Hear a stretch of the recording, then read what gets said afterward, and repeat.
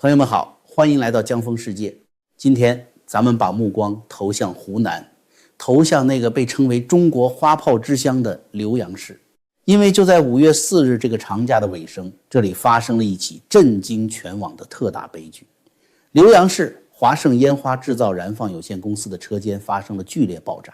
网上流传的航拍画面，相信很多朋友都已经看到了，那简直就像是被重型航空炸弹精准覆盖过后的现代战场。巨大的蘑菇云腾空而起，强烈的冲击波把方圆几公里内的建筑玻璃震得粉碎，几百斤重的石块像炮弹一样被抛射到远处。整个核心厂区已经被夷为平地，连一栋完整的建筑都找不出来，现场只剩下残砖碎瓦和还在冒着刺鼻白烟的深坑。官方目前的通报数字是26人不幸遇难，61人受伤。这不仅仅是一串冰冷的数字，这是26个鲜活的生命，是26个瞬间崩塌的家庭，是无数个父母、妻子和儿女在5·1长假里等来的晴天霹雳。惨剧发生后，网络上群情激愤，因为事发突然且威力巨大，再加上当今中国社会底层的戾气和怨气已经积累到了一个临界点，很多网友甚至一些海外的自媒体都在纷纷猜测，这是不是一起因为工厂欠薪而引发的工人极端报复事件。大家把它和近期各地频发的那些无差别开车撞人、持刀伤人事件联系在一起，甚至给它贴上了一个大型限中事件的标签。朋友们，江峰我今天在这里不去跟风猜测它到底是不是人为的报复，更不去盲目迎合所谓的限中论。为什么？因为把如此巨大的悲剧简单的归咎于一个可能陷入绝望的底层工人的极端举动，反而会在无意中帮真正的凶手转移视线，反而会掩盖这起惨剧背后那最冰冷、最残酷的体制性谋杀。在中共这个庞大且冷血的集权机器面前，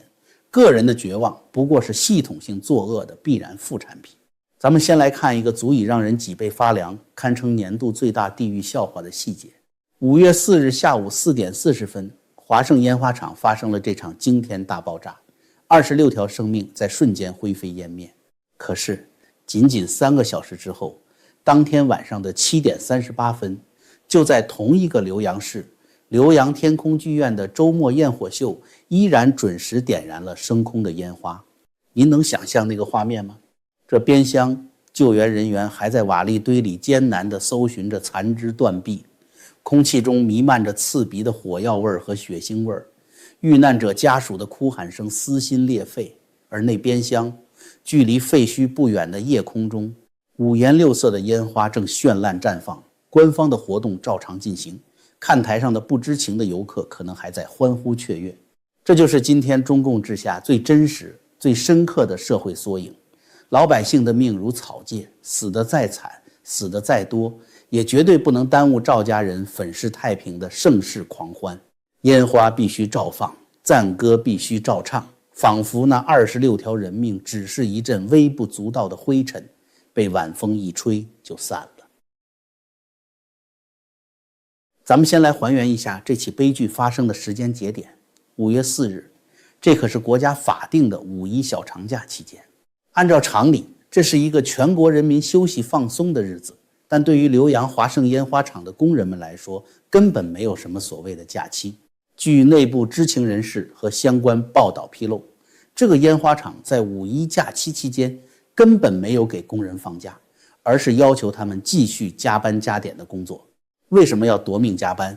因为烟花爆竹这个行业有着极强的季节性和订单驱动属性。为了赶出口的货期，为了满足国内各种庆典、旅游景区的燃放需求，工厂老板的眼里只有交货时间和利润报表。在这种高强度的劳作下，工人们原本就极度疲惫的身体和神经被拉扯到了极限。在一个到处都是易燃、易爆、危险化学品的环境里，疲劳作业意味着什么？意味着注意力分散，意味着动作变形，意味着随时可能触发死神的倒计时。那些在5·1假期被剥夺了休息权利，被迫站在称料间和装药车间里的工人们，他们拿着每个月只有3-4千、4-5千块钱的微薄薪水，他们绝大多数都是来自周边农村的底层劳动力，没有什么高学历，也没有什么议价能力，他们只是想趁着工厂有订单的时候多挣几百块钱的加班费，好给家里的老人买点药，给上学的孩子交点学费。他们何尝不知道这个工作危险，但是生活的重担压弯了他们的脊梁，让他们不得不把脑袋拴在裤腰带上去赚这份卖命钱。这是一起因为工人偶尔失误或者单纯的疲劳引发的意外吗？绝对不是，这是一场早就写好了剧本的必然惨剧。江峰在这里给大家展示一份官方的公开文件，这份文件简直就是中共基层监管部门与无良企业同流合污的铁证。就在今年的2月9日，也就是爆炸发生前的不到3个月，浏阳市官渡镇应急管理办公室给这家华盛烟花厂下达了一份行政处罚决定书。处罚的原因是什么呢？是因为在今年1月16日的日常执法检查中，监管人员发现该厂的作业人员竟然在危险等级极高的75号称料间内将工业高氯酸钾和苯二甲酸盐混存、混装、混称。稍微有点中学化学常识的人都知道，工业高氯酸钾是一种极强的氧化剂，而苯二甲酸盐是一种还原剂。这两种东西一旦混合在一起，性质极其不稳定，只要有一丁点的摩擦、碰撞，或者人体衣服上产生的一点静电，立刻就会引发剧烈的燃烧和爆炸。这在国家强制性的安全生产标准中是绝对的红线，是明令禁止的行为。让工人在同一个房间里用手去混合这两种化学品，这不叫生产，这叫在火药桶里摩擦打火石。这是在拿几十上百个工人的生命在玩俄罗斯轮盘赌。既然查出了这么致命的安全隐患，按照正常国家的逻辑，是不是应该立刻查封工厂？是不是应该立刻拘留企业负责人？是不是应该全面停产整顿，直到彻底消除隐患？可是您猜猜浏阳当地的应急管理部门是怎么处理的？这份官方决定书上白纸黑字写着，给予该公司警告，并处以人民币15000元的罚款。朋友们，当我看到这个数字的时候，我真的有一种想爆粗口的冲动。15000块钱，在中共官僚和这些黑心资本家的眼里，一整个车间工人的生命安全，方圆几公里，老百姓的身家性命就只值着区区15000块钱。这是在罚款吗？这根本就是明目张胆的收保护费。这就是地方政府向违规企业发放的杀人许可证。在浏阳这个地方，烟花产业是绝对的经济支柱，占据了当地 GDP 的半壁江山，也牵扯着庞大的地方税收和官员的政绩。监管部门对这些纳税大户永远是高高举起，轻轻放下。去检查一下，走个过场，发现了致命的隐患，开一张不痛不痒的罚单。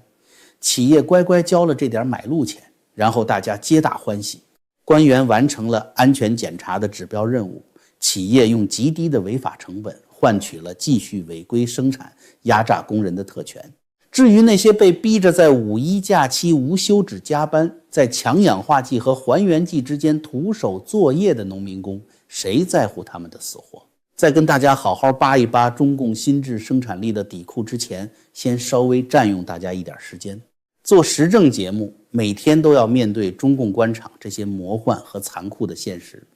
说实话非常消耗精气神。江峰我平时保持精力充沛的秘诀，就是靠咱们频道的老朋友普瑞堂黑参。普瑞堂采用传统的9蒸9爆工艺，人参皂苷含量极高，对于咱们日常增强免疫力、改善睡眠和缓解疲劳有着非常好的保养效果。在这个纷乱的时代，有一个好身体比什么都重要。如果您想保养自己，或者想给亲友送一份健康，请点击视频下方留言区的连结，这不仅是为您的健康投资，也是对江峰的最大支持。结账时千万记得输入江峰的专属优惠码 JF， 不仅享受全球包邮，现在还有重磅福利，购买满500美元直接送您一根珍贵的顶级黑参，而且是多买多送。好，有了好身体，咱们继续来扒中共的皮。就在这场悲剧发生的同时，如果我们把目光拉远，看看整个中国宏观的政治宣传语境，就会发现一种令人极度反胃的荒诞感。今年以来，中南海那位满世界的在推销一个新词儿——心智生产力。为了展现中国已经进入了所谓的心智时代，官方媒体可谓是不遗余力地进行包装。今天给你播一段国产机器狗在操场上整齐划一的踢正步，明天给你展示一段武装无人机在演习场上精准开枪射击，后天又开始大吹特吹中国的 AI 大模型如何碾压欧美，如何引领第4次工业革命。那架势仿佛中国已经全面跨越了传统制造业的泥潭，直接迈入了科幻电影里的赛博朋克时代。他们用这些冷冰冰的高科技机器去吓唬台湾，去向美国秀肌肉，向全世界宣告中共体制的优越性。但是让我们把镜头从央视的高科技演播厅拉回到湖南浏阳那些满是粉尘和火药味的车间里。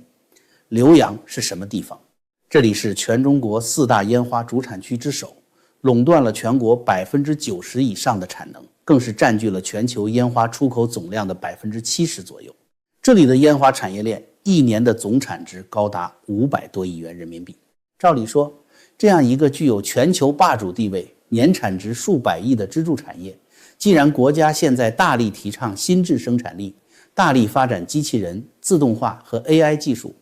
那最应该首先普及这些高科技的地方，难道不就是烟花爆竹这种极度危险、动辄群死群伤的行业吗？让机器人去称量高氯酸钾，让自动化流水线去混合氧化剂和还原剂，让人彻底远离危险的爆炸核心区，这难道不是心智生产力造福百姓、保护生命的最完美体现吗？然而现实狠狠地抽了胞弟一个响亮的耳光。在号称出口占据全球70%的浏阳，在2026年这个被 AI 和机器人刷屏的年份，华盛烟花厂的工人们依然在用最原始、最简陋、最致命的手工方式去混合那些随时会要了他们命的化学药剂。为什么？为什么有机器狗去阅兵，却没有机器人去办炸药？这背后的逻辑极其残酷，也极其直白。在中共的政治经济学账本里，人的命永远比机器便宜得多。我们来算一笔血淋淋的经济账。如果一个烟花厂要进行全面的技术升级，引进一套符合国家最高防爆标准的全自动化、无人化生产线，需要投入多少钱？那动辄是几千万甚至上亿的资金。不仅设备昂贵，后期的维护、技术人员的聘请都是一笔巨大的开销。相比之下，雇佣一个湖南当地的农村劳动力需要多少成本？每个月只要区区3、4千块钱。哪怕退一万步讲，工厂真的发生了爆炸，真的把这个工人炸死了，按照目前国内的赔偿标准，一条人命也就是赔偿几十万，顶多上百万人民币，死上26个人，总的赔偿金加起来可能还不够买半条进口的高级自动化生产线。资本的嗅觉是敏锐的，而中共体制对这种嗜血资本的纵容则是制度性的。他们在国际市场上引以为傲的所谓中国制造低成本优势，说白了根本不是什么管理先进或者技术革新，而是实实在在的低人权优势，是用中国底层老百姓那条廉价的不受法律保护的烂命去填出来的竞争力。所谓的心智生产力，不过是包子用来搞军事霸权、搞社会维稳监控、搞大国博弈的政治口号。那些高科技的摄像头被用来无死角地监控每一个老百姓的言行，那些机器狗被研发出来准备有朝一日镇压街头的抗议或者投入台海的战场。但是当涉及到真正需要保护普通劳动者生命安全的领域时，当需要为底层百姓花钱保命的时候，这个政权就立刻装聋作哑了。机器人被派去电视上跳舞作秀了，而随时可能粉身碎骨的危险工序依然毫无保留地留给了那些为了养家糊口而不得不铤而走险的底层民众。浏阳的一声巨响彻底炸碎了心智生产力的虚伪面具，露出了这个政权视民如草芥的狰狞本来面目。可能有些朋友会说，江峰啊，你是不是有点太偏激了？这个华盛烟花厂可能就是个乡镇小作坊，老板没钱买设备也是可以理解的嘛。如果您这么想，那您就大错特错了，而且是低估了中共权贵资本那种吃人不吐骨头的精明与贪婪。江峰顺着这家企业的工商注册信息和股权结构往下深挖，不挖不知道，一挖真的是惊出一身冷汗。这家华盛烟花厂不但不是什么野鸡小作坊，它的背后竟然隐藏着一个布局了10几年、横跨海内外的权贵资本大局。华盛烟花的直接控股大股东是一家叫做湖南浏阳花炮有限公司的企业，这个名字听起来就霸气侧漏，带着一种行业龙头的威风。事实上，它也确实有着辉煌的过去。咱们把时间倒回10几年前的2009年，那个时候的中国正处于一波疯狂的资本扩张和企业海外上市的热潮之中。这家湖南浏阳花炮的掌舵人胡氏家族眼光非常长远，他们不满足于只在国内赚点辛苦钱，他们要把中国底层工人的血汗打包成华丽的金融产品，卖给全世界的投资者。于是在2009年的6月29日，湖南浏阳花炮通过一系列复杂的反向并购等资本运作，成功在加拿大多伦多证券交易所的创业板挂牌上市，股票代码是 FWK。 当时国内的媒体那是敲锣打鼓的宣传啊，称其为中国烟花第一股，是中国传统产业走向国际资本市场的伟大里程碑。这里面有一个极其关键也极其耐人寻味的细节，一家位于湖南内陆县级市的烟花厂想要远赴北美上市，这中间需要打通多少政策关卡，需要解决多少外汇合规方面的难题，单凭一个民营企业老板是绝对搞不定的。是谁在背后保驾护航？是当时的中共浏阳市委书记易家良。据当时的官方报道，为了促成这家烟花企业的海外上市，这位易书记可谓是殚精竭虑，甚至亲自带队远赴加拿大多伦多，去和当地的交易所、投资银行进行协调背书。大家想想看，一个堂堂的市委书记，放着几百万老百姓的民生问题不顾，亲自跑到万里之外的加拿大，去给一家私人烟花厂的上市站台拉皮条，这背后难道仅仅是为了所谓的地方 GDP 和政绩吗？在中共的官场生态里，这种级别的权力背书往往伴随着深不可测的利益输送、白手套运作和权力寻租。官员用手中的权力为企业打开绿灯，企业在资本市场上圈到大钱后，自然懂得如何反哺这些保护伞。故事讲到这里还没完，我们再把目光拉回现在，看看今天这家华盛烟花厂的最终实际控制权到底落在谁的手里。根据天眼查等权威工商数据系统的穿透显示，控制着湖南浏阳花炮，进而控制着华盛烟花的最终大股东，竟然是一家注册在香港的空壳公司，叫做易东实业有限公司。朋友们，看懂这个局了吗？这是一个多么完美、多么典型、多么令人绝望的中共权贵资本吸血模型。10几年前，在地方大员的亲自护送下，他们跑到北美资本市场去讲故事、圈美金，完成了财富的第一次飞跃和国际化洗白。然后他们通过在香港设立离岸的空壳公司，对国内的实体生产企业进行外资控股。这样做的好处是什么？简直是赢麻了。首先，披上一层港资或者外资的皮，可以在国内享受各种招商引资的税收优惠和政策倾斜。其次，实体企业在国内拼命压榨工人创造出的利润，可以通过各种合法的财务手段源源不断地转移到香港的离岸账户里，进而洗到欧美等更安全的地方。最关键的是，这种层层嵌套的离岸结构，在企业实控人和国内的高危生产车间之间建起了一道坚不可摧的防火墙。这就是今天华盛烟花的真实底色。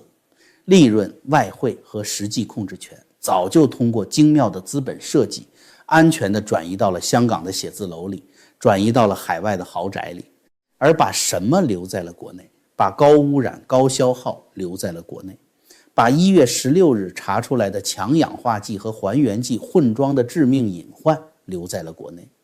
把那些拿着3、4千块工资，在5一长假还要被逼着夺命加班的底层农民工留在了国内。当那一声惊天动地的爆炸声响起时，所有的代价全部由中国最底层的老百姓来承担。这分明是一台吸干底层百姓血肉，然后将残渣无情抛弃的资本绞肉机。如果我们仅仅把这起事件看作是黑心资本家和基层贪官的勾结，那这个看问题的维度还不够高。江峰一直强调，中国社会发生的一切灾难，归根结底都是中南海权力运作失败的外部溃疡。咱们把时间轴稍微往回拨几天。其实啊，这记耳光之所以打得这么响，是因为在此之前，中南海为了防范这个五一长假出事，已经连续下了好几道金牌了。早在今年3月份，有着浓厚军工派背景的狠角色张成忠就已经空降应急管理部担任党委书记。这位张书记可是胞弟现在最倚重的用来镇场子的大员。他一上任，立刻把目光盯向了哪里？没错，就是烟花爆竹。4月23日，国务院安委办火急火燎地下发通知，宣布要在全国范围内开展为期1年的烟花爆竹全链条打非治为专项行动。文件里明文规定要实施5个一批，什么严厉打击一批，关闭退出一批，集中曝光一批。话说的那叫一个狠呐！重点打击的对象里赫然写着违规混装、超标违禁这些要命的隐患。紧接着4月27日下午，张成忠亲自披挂上阵，主持召开了全国安全防范工作视频调度会议，专门部署5一假期的安全防范重点工作。在这场大会上，张成忠再次指名道姓地强调，要紧盯高危行业重大风险，深入开展烟花爆竹全链条打非治为。这还不够，到了第2天，也就是4月28日，胞弟做了一个史无前例的举动，他把整个中共中央政治局的委员们全部关在了一间会议室里，专门就提高防范应对自然灾害能力进行了一次集体学习。在中共的政治语境里，自然灾害往往不仅仅指天灾，更是涵盖了各种可能引发社会动荡的重大安全事故和群体性事件。胞弟在这个节骨眼上开这个会，意图非常明显。国内经济现在烂成了一锅粥，老百姓怨声载道，戾气冲天，社会就像一个随时会爆炸的高压锅。5一期间几亿人出行，他心里慌啊，他怕出事，怕出大乱子，怕这种由天灾人祸引发的社会危机最终动摇他的执政根基。然后到了4月30日，张成忠正式在全国人大进行了宪法宣誓，隆重接任应急管理部部长。这位新官刚刚宣完誓，5月1日当天就立马拿着主子的圣旨下发紧急通知，宣布要在5一期间在全国开展安全生产的明察暗访，谁敢出纰漏就严惩不贷。您看看这阵势，这排场够大了吧？这防护网织得够密了吧？结果呢，啪，5月4日下午，就在这天罗地网、三令五申之下，湖南浏阳这记耳光不偏不倚，结结实实地抽在了包子的脸上，也把新任应急部长张成忠刚刚立起来的官威炸得粉碎。为什么会这样？这要是放在10几年前，胞弟刚上台那会儿，他可是权势滔天，定于一尊啊。大家回忆一下，从2012年他上台开始，就曾下达过死命令，要求严厉整顿湖南的烟花爆竹行业。经过几轮残酷的关停并转，浏阳的烟花企业从巅峰时期的1000多家被砍到了现在的400多家。可是您看看现在，最高层刚开完防灾会，刚派了钦差大臣，下面依然是马照跑，舞照跳，炸药照样徒手混着办。这说明了什么？这说明了政令不出中南海已经不再是一句戏言，而是当前中共体制内最真实的运作常态。各位要明白一个政治大背景，经过这些年的倒行逆施，特别是3年疫情的荒唐风控和经济的全面滑坡，胞弟的个人威望已经跌至谷底。当最高领导人的政治光环破产，当他陷入无休止的内部倾轧和权力清洗时，下面的地方官僚阶层不是傻子，他们早就看透了中南海的虚弱。更讽刺的是，湖南现在是谁的天下？湖南省委书记沈晓明那可是地地道道的习家军出身，是上海帮里被提拔起来的嫡系人马。按理说这是皇帝的自家后院，是应该最听话最懂事的地方。然而就是这个嫡系的大本营，在最高指示刚刚下达的几天后，就用一场特大事故作为献礼。这说明什么？这说明现在的地方官僚，无论你是哪一派，他们的应对策略都是出奇的一致，集体躺平，阳奉阴违。既然基层官僚都在糊弄，都在为自己找退路，那这口大黑锅砸下来，包子该怎么办呢？只能继续把这出戏演下去啊！就在爆炸发生后的短短几个小时，5月5日的凌晨0点08分，新华社火急火燎地发布了一份全网通稿。大家品一品这个发布时间，半夜3更急吼吼地发通稿，这说明什么？这说明中南海里有人半夜被急促的红色电话叫醒，看着被自己寄予厚望的防护网被炸出个大窟窿，气得也急得根本睡不着觉了。这份通稿的内容堪称中共处理危机的经典八股文。通稿里说，胞弟对这起事故做出了重要指示，强调要尽快查明事故原因，严肃追责。二把手李强也赶紧紧跟步伐做出批示，要求依法依规严肃处理。朋友们，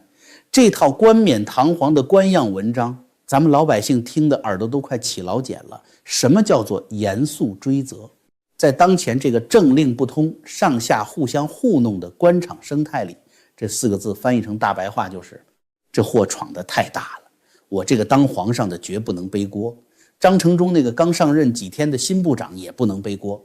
工作组赶紧连夜赶赴湖南浏阳，给我火速扒下几个镇长、几个应急局副局长的乌纱帽来祭旗，给全国人民一个交代。在这种体制性的瘫痪和自私下，安全监管变成了一场彻头彻尾的骗局。中南海的防灾课讲得再动听，指示批得再严肃，也无法阻挡浏阳车间里的死神降临。因为整个官僚系统早就已经从内部烂透了。朋友们，最后让我们共同为逝去的生命祈祷，向沉浸在悲痛中的家属致以最诚挚的哀悼。同时请务必订阅江峰世界，